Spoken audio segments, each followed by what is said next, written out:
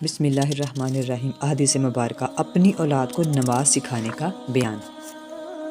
حضرت عمر بن شعیب رضی اللہ تعالیٰ عنہ اپنے والد کے حوالے سے اپنے دادا کا یہ بیان نقل کرتے ہیں کہ نبی کریم صلی اللہ علیہ وآلہ وسلم نے ارشاد فرمایا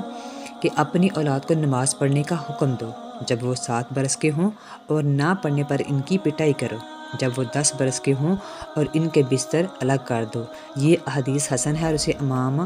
ابو داؤد رحمۃ اللہ نے حسن سند